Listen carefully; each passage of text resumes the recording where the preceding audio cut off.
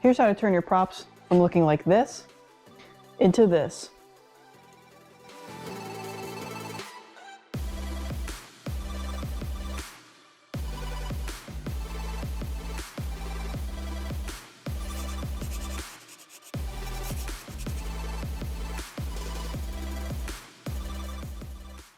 So to start off, we're starting with the blank Vec3D Mark III file, I believe. It's the same helmet throughout the 3, 4, and 6. I'm using this for my 6, obviously. And so as you can see, we have the blank faceplate here. And if I hide this really quick, you'll see the battle damage one I sculpted in. And I'm going to show you how to do that really quick. Just a basic overview on sculpting for battle damage. So here's the blank faceplate just opened in Blender. I wanted to do this separately just so you can focus on just what we're doing to the faceplate. To start off, you want to make sure that you have a really smooth, high face vertex surface. So if you don't have an already smooth surface like this, you're going to want to go over here and add this subdivision surface, and that'll give you more faces to work with when you sculpt. Otherwise, it looks kind of ugly and it doesn't work the way we want it to. So once you have that smooth surface, if you have to add a subdivision surface, you want to apply that modifier. And then we're going to go up to this object mode, and we're going to hit sculpt mode. Now this takes us into the sculpting menu, and it's pretty straightforward once you get to this point. You've got a bunch of different tools to work with here. Here's a grab tool, for example. You can make horns if you wanted to. The possibilities are really endless when it comes to sculpting. There are a few things you want to pay attention to, though. Up here, for example, in these letters right here, these are mirrors. So if you want it to mirror over the x-axis, you can see it's already mirroring. It'll mirror whatever you're doing on the other side, just exactly. You can do this on the y-axis, the z-axis as well. You can do all three. Another thing is the remesh tool.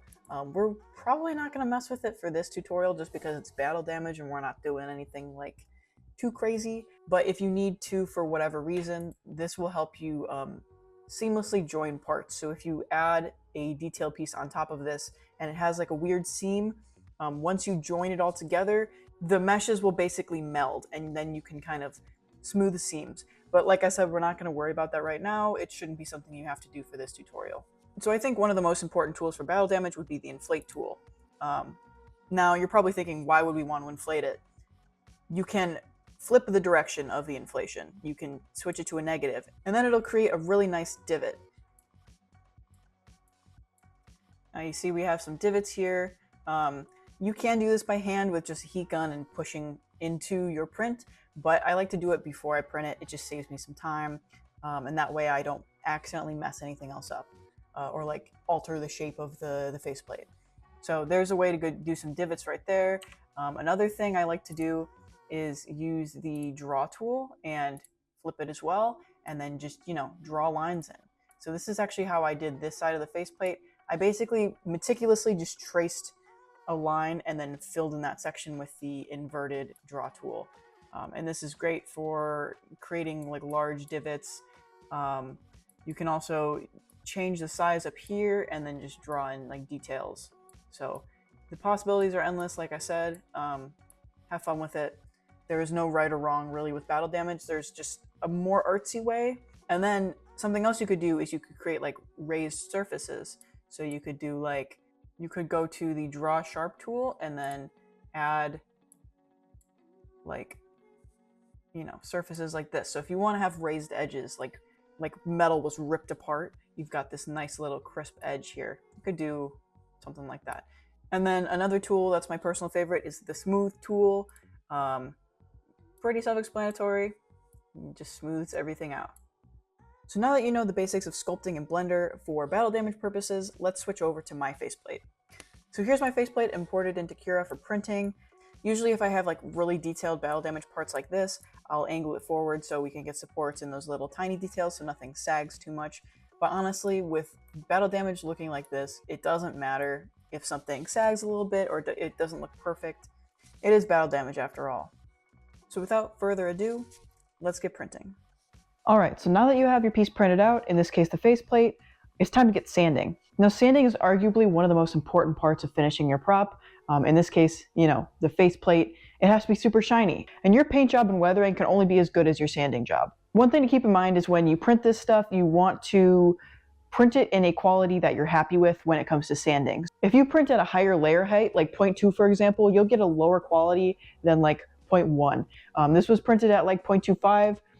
If you look, you can see there are a lot of layer lines. So we're gonna have to really work to sand this down a little bit. I just did this so it would print faster because I'm impatient.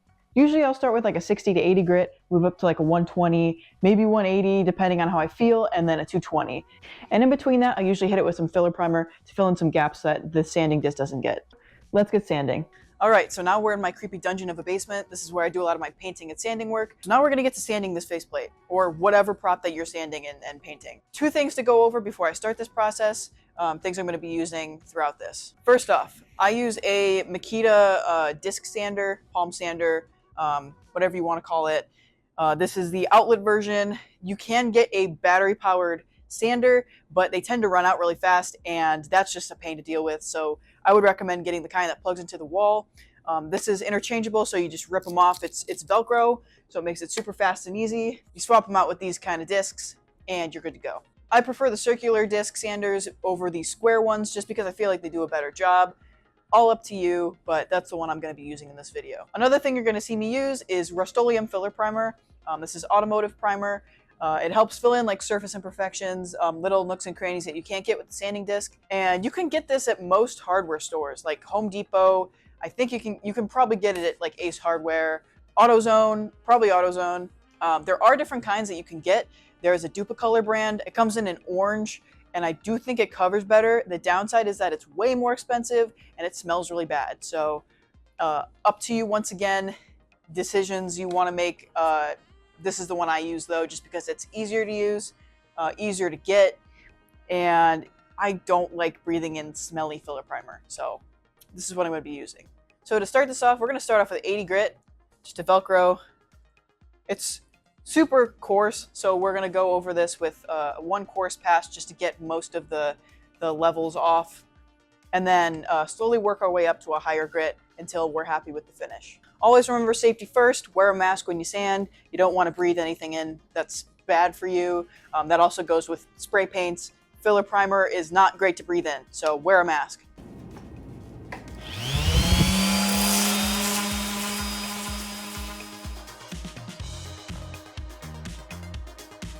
All right, so now as you can see, I've got most of it sanded down.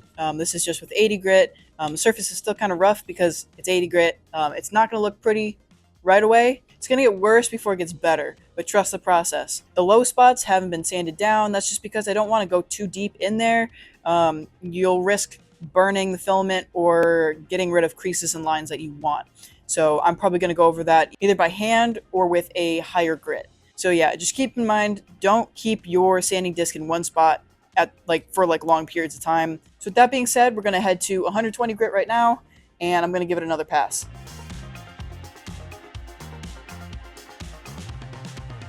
All right, so now as you can see, it's starting to look a lot smoother. Starting to try to get into those smaller nooks and crannies, but that's probably something I'm going to do by hand. And now we're probably going to hit it with our first coat of filler primer.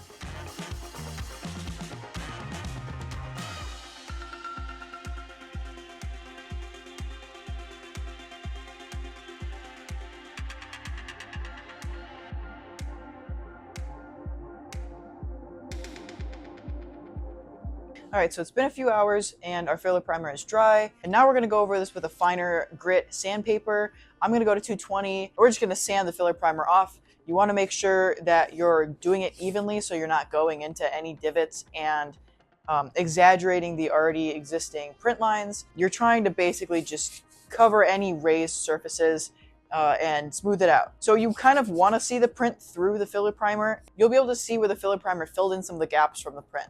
Make sure you wear a mask or something when you're doing this because the filler primer dust is going to go everywhere. It's not good to breathe in.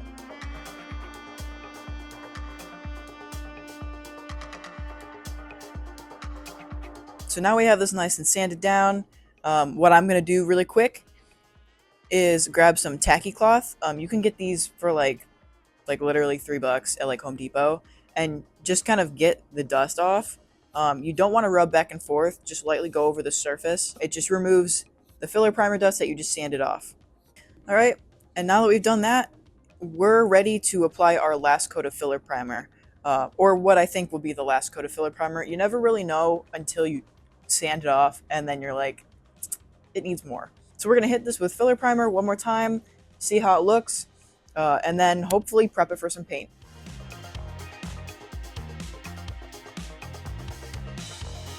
So now we have our filler primered faceplate, and we can kind of assess the smoothness and decide if we want to do another pass. Now right away, I can see there's some layer lines down by this chin area, so I'm probably going to want to clean that up, as well as a little bit here and up here towards the top, as well as this little spot right here that I want to touch up as well, if it'll focus right there.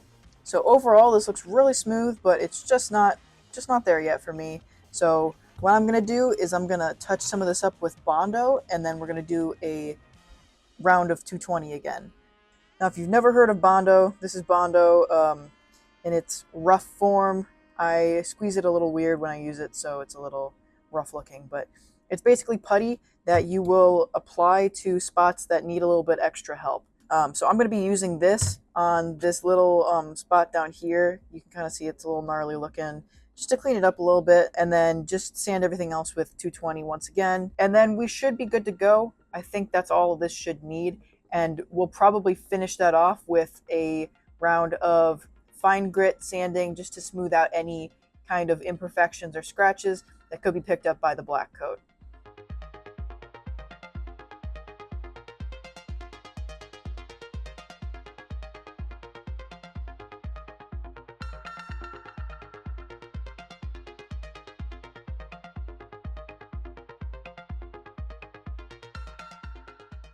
All right, so now that you've prepped your piece to perfection, we're going to start applying paint. Now, the first thing and most important thing you apply will be your base coat. Most people go with a gloss black. This is Rust-Oleum brand paint and primer. You can also go with a matte. Whatever kind of finish you want on your finished product is going to depend on your base coat. So I'm going to go with a gloss because I want it to be a really shiny, glossy, smooth, metallic color. If you want a flatter or a matte, you're going to go with a matte black or like a matte gray. Your base coat is also going to depend on what kind of color you want to achieve. Black will kind of deepen the color, and white will kind of brighten it a little bit more. Typically black is better for metallics though, so if you're going with metallic, stick with the black. And then for this specific prop, my faceplate, we're going to go with some metallics. I personally recommend the Rust-Oleum metallic brand with the mirror picture on the front of it. This has been really hard for me to find lately. Not sure why, but I found it at a Meijer. So if you're ever looking for this type of paint, it's probably at Meijer. Use whatever you want, but this is just what I'm using for this tutorial. Metallics are typically the fun one to weather, so that's what I'm demonstrating. So like I said, you're going to start with the black. Make sure you read your instructions on your cans. This one says that you need to apply a second coat or a clear coat within an hour or after 48 hours. That's important to remember because your paint can have a reaction while it's curing. If you're trying to paint over it within like a certain period of time, it could bubble and react, and nobody likes when that happens. So make sure you read the back of your can. It'll tell you the exact instructions to apply it and when you should recoat and apply other paints. Now with that all in mind, let's get to painting.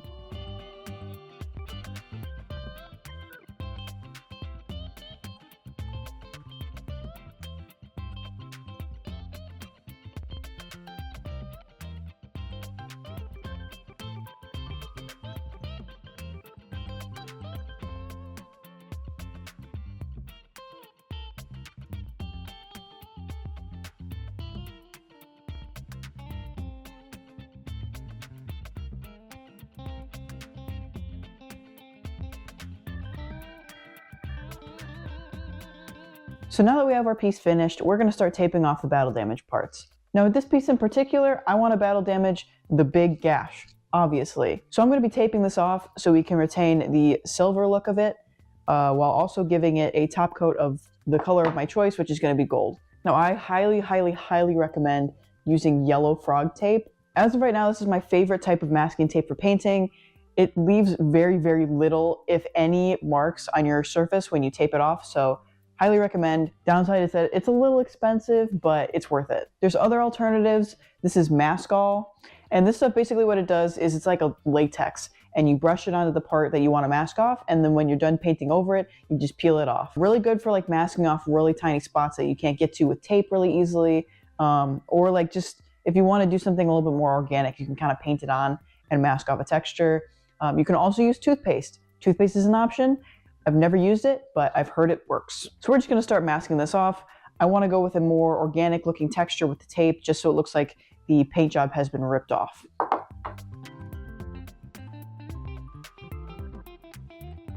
Now you can kind of get crazy with the tape.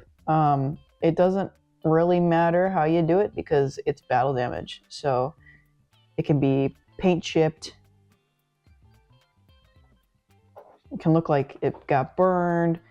You know, you can make up a story behind it. If it's harder if you're trying to match a source image like I am, but you know, have fun with it.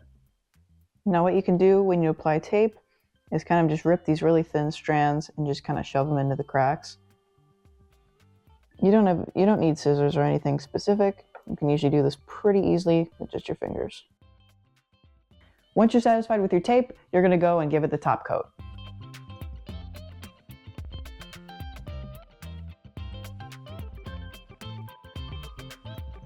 All right, so now that we have our piece painted up, we're gonna start peeling off the tape. Now I do this with gloves just because I just don't wanna get my oils all over the piece, and that makes it sound really gross. But your hands have oils on them and they can interfere with the paint. And I just don't want that to happen, so we're gonna be extra careful. Now your tape should come off pretty well, especially if you use the yellow frog tape. Now we have our tape all peeled off and we're ready to start weathering. So the first thing I like to start doing is applying a black wash. Now black wash is when you take like a black paint or a darker paint, you water it down and you paint it all over the areas and then dab up the excess. This helps get darker paint into the cracks, makes it look a little bit more aged, and also gives it some more depth. So we're gonna do a black wash now, and I'm doing this because I'm kind of just going to paint it into the cracks by hand instead of watering it down. I'm just gonna be selective with where I paint, just because I know certain areas will be heavier and dirtier than others. So I don't really need to apply heavily with watered down paint. I can just kind of pick and choose where I'm painting. All right, so the paint I'm using is Apple Barrel Black. This is a matte, so it'll give it kind of a nice little dirty, burned look. We're just gonna go in there and we're gonna start painting some sections. You can still go back in there with a paper towel and kind of wipe sections off. And say you went too heavy in one spot, that's okay, you can just wipe it down. This also works a lot easier on silver paints like this because silver really hates having paint on top of it unless it's a metallic. So applying a paint on top of it will be easy to wipe off because it just doesn't want to stick. You can kind of go heavy in some spots, depends on your taste. You really can't go wrong with this. It just really brings out some of those cracks. All right, and now once you get it to a point where you're happy with the black wash, we're gonna move on to our next step, which is just kind of a dry brushing technique. So dry brushing is when you get a little bit of paint on the tip of your brush, preferably something with like large bristles like this, and you just lightly brush it over the surface. This is really good for like battle damage around edges. Like if you go like this, for example, it gives a nice little scrape look. Really great technique for battle damage like this, or just surface level scrapes and scratches. Make it look a little bit more worn. Right, so I'm gonna use this type of brush right here, and we're gonna go in with a little bit of brown and just kind of give it like a dirty dry brush texture around some of these spots. And I'm kind of using a dabbing technique where you can kind of go like this as well. It's up to you. I'm just kind of poking it. Now you may not be able to see this super well straight on, but like in the light, you can start to see the dry brush look. That's the funny thing with metallics. They can get a little weird in terms of lighting. Remember, if you just don't like something you're doing, you can always dab it up. Now this is really up to personal preference, but I'm probably going to call it here with the dry brushing. Just enough to kind of give that hint of dirt. So now we're at my favorite part of this whole stage. We're gonna start airbrushing. Now, I use a Master airbrush, that's the brand. Mine came in a 3-pack, so I have 3 different types of airbrushes. I'm not going to be using my gravity feed airbrush today just because it's broken, but I am going to be using this type of airbrush right here. It basically sucks the paint up from underneath. It's pretty self-explanatory.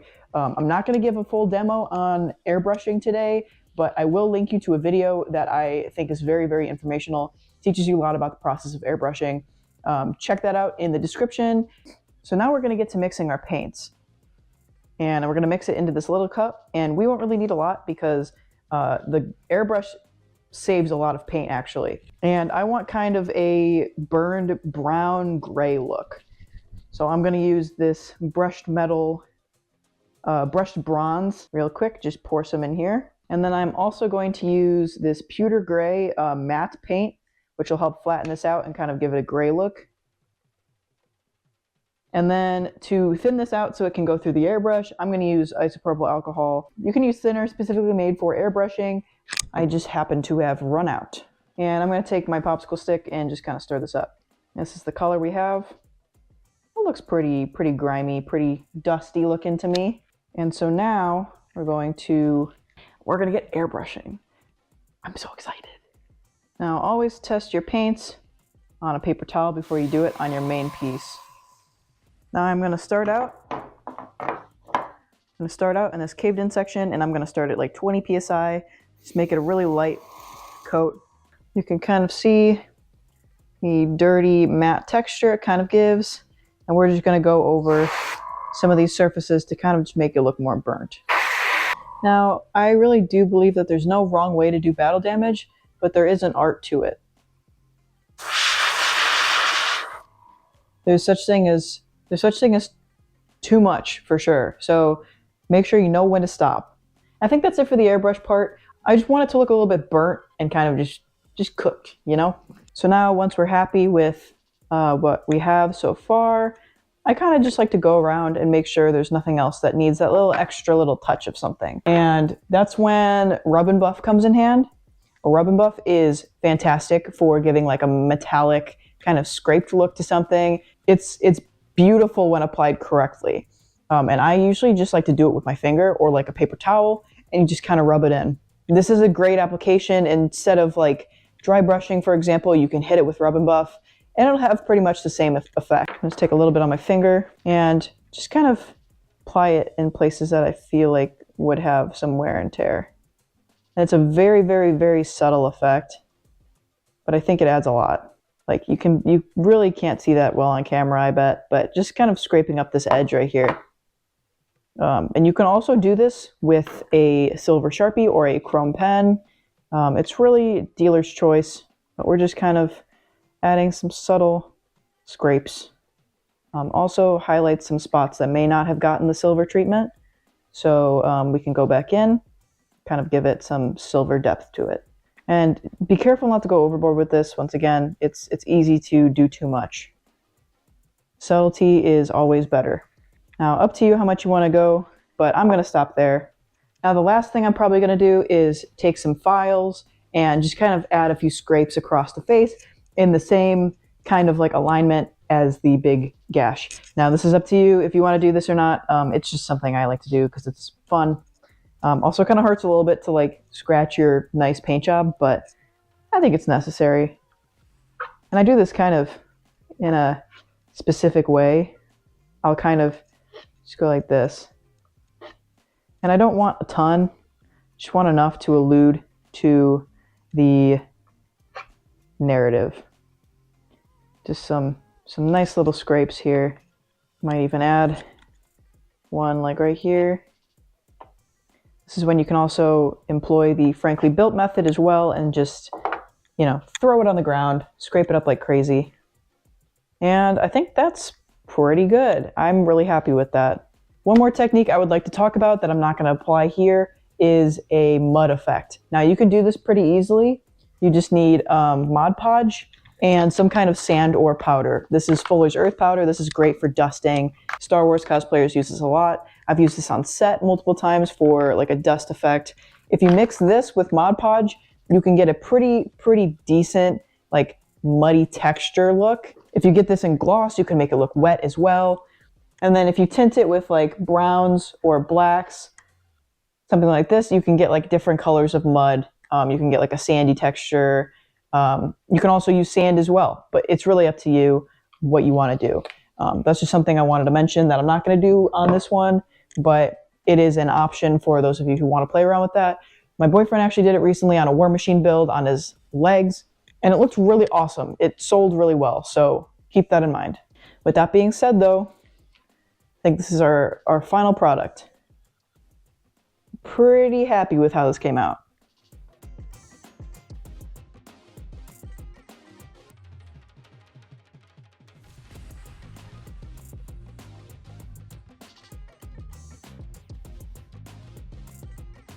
Hopefully this video answered some questions. I know a lot of people have been asking me about this technique, and it's kind of become my staple because I just really like battle damage. I like making things beautifully dirty. If you like this video, give it a like, give it a comment, share it with somebody, and I'll see you in the workshop.